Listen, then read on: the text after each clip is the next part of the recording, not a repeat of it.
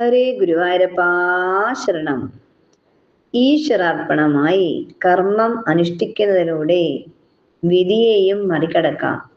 വിധിയെ പഴിക്കാതെ അലസന്മാരായി ഇരിക്കാതെ പ്രയത്നിക്കുവാൻ തയ്യാറാകണം. യാതൊരു ജോലിയും ചെയ്യാൻ തയ്യാറാകാതെ വിധിയെ പഴിചാരുന്നത് മടിയന്മാരുടെ സ്വഭാവമാണ്. രണ്ട് സുഹൃത്തുക്കൾ അവരുടെ ജാതകം തയ്യാറാക്കി. രണ്ടു പേരുടെ ജാതകത്തിലും പാമ്പ് കടിയേറ്റ് മരിക്കുമെന്നാണ് വിധി. ഇതറിഞ്ഞ നാൾ മുതൽ പാമ്പിനെ കുറിച്ചും മരണത്തെക്കുറിച്ചും ചിന്തിച്ച് ഒരു സുഹൃത്തിന് ആദിയായി മാനസിക രോഗിയായി തീർന്നു. മകന്റെ അസുഖം കാരണം വീട്ടുകാരുടെ മനസ്വസ്ഥതയും നഷ്ടമായി. മറ്റേ സുഹൃത്ത് ചിന്തിച്ച് ആദി കയറാൻ പോയില്ല. പരിഹാരം എന്തെന്ന് ആലോചിച്ചു. പാമ്പ് കടി ഏൽക്കാതിരിക്കാനുള്ള മാർഗം അന്വേഷിച്ചു. തന്റെ കഴിവുകളുടെ പരിമിതിയെക്കുറിച്ച് ബോധ്യം വന്ന അദ്ദേഹം ഈശ്വര ഭക്തനായി തീർന്നു. ഈശ്വരനോട് ശരണാഗതി അടഞ്ഞു.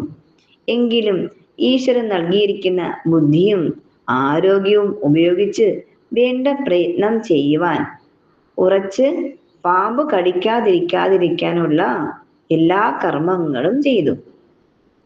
കുറെ നാൾ കഴിഞ്ഞ് പാമ്പ് കടി ഏൽക്കേണ്ട നാളുകളായി. ഒരു ദിവസം പ്രാർത്ഥിച്ചു കൊണ്ടിരിക്കുമ്പോൾ പെട്ടെന്ന് ഞെട്ടി എഴുന്നേറ്റു. എന്തോ കാലിൽ തട്ടി മുറിഞ്ഞു. മുറിയിൽ പാമ്പിന്റെ ഒരു പ്രതിമയുണ്ടായിരുന്നു. അതിൽ നാക്കുപോലെ നീട്ടിവെച്ചിരിക്കുന്ന കമ്പിയിലാണ് കാല് തട്ടിയത്. പാമ്പ് കടിക്കേണ്ട സമയത്ത് തന്നെ ജീവനില്ലാത്ത പാമ്പാണെങ്കിൽ കൂടി മുറിവ് പറ്റി. പക്ഷെ വിഷം ഏറ്റില്ല. ഈശ്വര അർപ്പണത്തോടെ ചെയ്ത തന്റെ പ്രയത്നം സഫലമായി.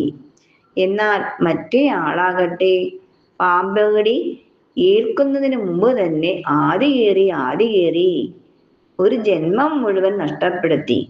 അതിനാൽ വിധിയെ പഴിചാരാതെ എല്ലാം ഈശ്വര അർപ്പണമായി പ്രയത്നം ചെയ്യുക. ഏത് പ്രതിബന്ധത്തെയും അതിജീവിക്കാം. സർവം കൃഷ്ണാർപ്പണമസ്തു.